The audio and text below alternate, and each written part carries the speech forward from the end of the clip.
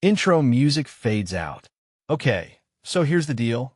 I stumbled across a real estate transaction that sounds like a random blip on the radar, until you realize it's about a building being transformed into a mental health facility.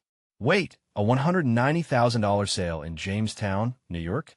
That's not just a property deal. It's a story about how communities are quietly redefining mental health care. And honestly, the bigger picture here is way more fascinating than just numbers on a spreadsheet. Let's unpack this. First, let's zoom out.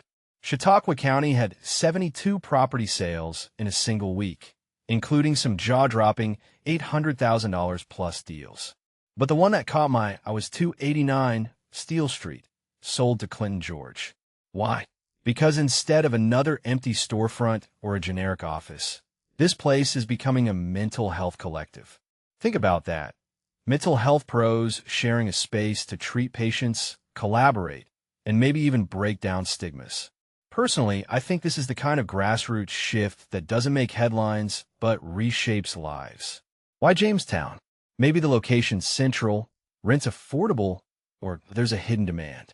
Either way, it's a microcosm of how small towns are stepping up where big systems fail. Now, here's what's really intriguing. The seller was Jamestown Awning Incorporated, a business that's literally next door at 313 Steele Street. So why sell? Are they downsizing? Cash out to fund expansion? Or is this a strategic move to consolidate their space? I mean, $190,000 isn't pocket change, but compared to those $880,000 Lakewood sales, it's a steal. But maybe that's the point. Affordable spaces for community-driven projects? That's the kind of math that matters more than square footage. Let's talk about the elephant in the room, mental health care in rural America. This isn't just about therapy rooms or cozy waiting areas. It's about accessibility. A collective like this could mean shorter wait times, sliding scale fees, or even peer support groups. What many people don't realize is that rural areas often have fewer mental health providers per capita, so clustering experts in one facility. Genius. It's like a one-stop shop for emotional wellness. And honestly, in a post-pandemic world where burnout is a daily struggle, this feels urgent, necessary, human. But wait, let's circle back to those other sales. Acres of land flipping for hundreds of thousands? A $582,000 land deal spanning 246 acres? That screams investment. Are we seeing a land rush? Climate resilience plays? Or just wealthy buyers snapping up rural retreats? If you take a step back, the contrast is wild. A modest mental health hub versus speculative land deals. It's two Americas colliding, pragmatism versus profit. And yet, both are shaping the county's future. Here's a detail I find fascinating. The sale dates, May 22nd to 29th.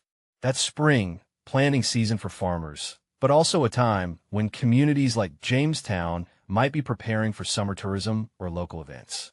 Is this facility timed to open when seasonal stressors hit? Or is summer construction just logistically easier? Either way, the timing feels intentional. Mental health isn't seasonal, but awareness might be. Think back-to-school anxiety, summer burnout. Maybe the creators are onto something.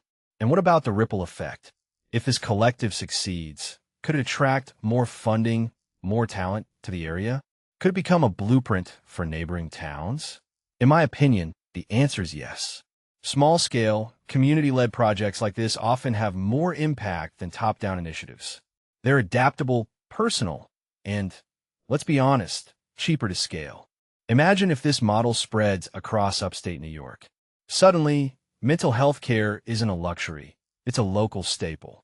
Outro music fades in. So here's my closing thought. Property transactions aren't just financial footnotes. They're blueprints for the future.